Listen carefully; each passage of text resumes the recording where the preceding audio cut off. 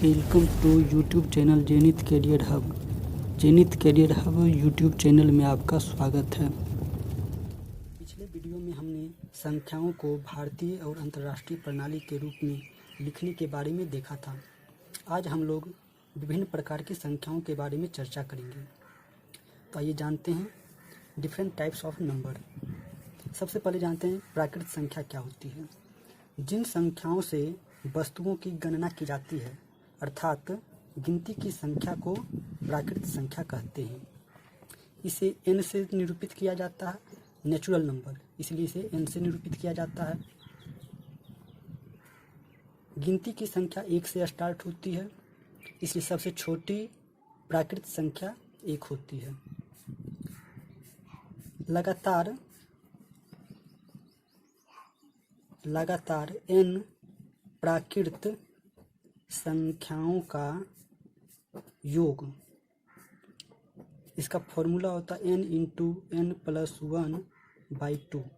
यदि हमें लगातार 10 प्राकृत संख्याओं का योग निकालना है तो n का वैल्यू यहाँ हो गया 10, तो 10 इंटू 10 प्लस 1/2, तो 10 इंटू 11/2, 2 5 जा 10, 11 5 जा 55। यदि हम लगातार 10 प्राकृत संख्याओं को यानी 1 2 3 4 5 6 7 8 9 और 10 का योग निकालें तो उसका योग कितना आएगा 55। आइए नेक्स्ट जानते हैं पूर्ण संख्या। प्राकृत संख्याओं के परिवार में जब शून्य को शामिल कर दिया जाता है तो उसे पूर्ण संख्या कहते हैं और इसे W से निरूपित किया जाता है। Counting number with zero called whole number. मान लिया जाए कि लगातार n पूर्ण संख्या का योग निकालना हो तो इसके लिए फॉर्मूला होता है n इंटू n-1/2। ये अगर 10 लगातार पूर्ण संख्या का योग निकालना हो तो इसका योग हो जाएगा n, यानी संख्या कितना 10, तो 10 इंटू 10-1/2, यानी 10 इंटू 9/2, 2 5 जा 10, 9 5 जा 45। तो देखते हैं कि 10 लगातार पूर्ण संख्या का योग 45 कैसे आया। तो 0 1 2 3, 10 लेना है तो 9 तक लेंगे, 1 से 9 तक 9 हो जाएगा और एक 0 10।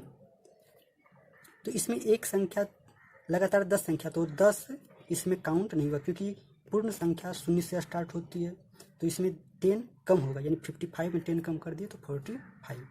आइए नेक्स्ट जानते हैं पूर्णांक संख्या। प्राकृत संख्या, पूर्ण संख्या और प्राकृत संख्या को जब ऋणात्मक चिन्ह युक्त लिखा जाता है तो उसे कहते हैं पूर्णांक संख्या। इसका एग्जाम्पल में प्राकृत संख्या जो कि ऋणात्मक हो, शून्य, और प्राकृत संख्या और धनात्मक हो या ऋणात्मक और शून्य को जब शामिल कर दिया जाता है तो पूरे समूह को पूर्णांक संख्या कहते हैं। आइए नेक्स्ट जानते हैं परिमेय संख्या। वैसी संख्या जिसे p/q के रूप में लिखा जा सकता है या जो p/q के फॉर्म में पहले से लिखा हुआ हो और जहाँ q 0 के बराबर नहीं हो उसे परिमेय संख्या कहते हैं। नेक्स्ट अपरिमेय संख्या। वैसी संख्या जो p/q के फॉर्म में जिसे नहीं लिखा जा सकता हो और q is not equal to 0, अर्थात वैसी संख्या जो रूट में हो और जिसका पूरा वैल्यू नहीं निकलता हो उसे अपरिमेय संख्या कहते हैं। नेक्स्ट वास्तविक संख्या। परिमेय संख्या और अपरिमेय संख्याओं के समूह को वास्तविक संख्या कहते हैं। इसमें हो जाएगा परिमेय और अपरिमेय।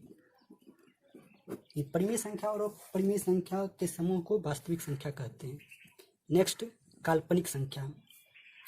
वैसी संख्या जो वास्तविक संख्या न हो अर्थात जो न परिमेय हो और न ही अपरिमेय हो उसे काल्पनिक संख्या कहते हैं। इसका प्रयोग गणित में नहीं किया जाता है।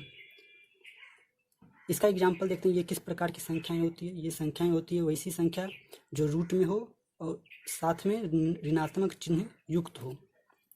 -5 ये रूट में, तो ऐसी संख्या को कहते हैं काल्पनिक संख्या।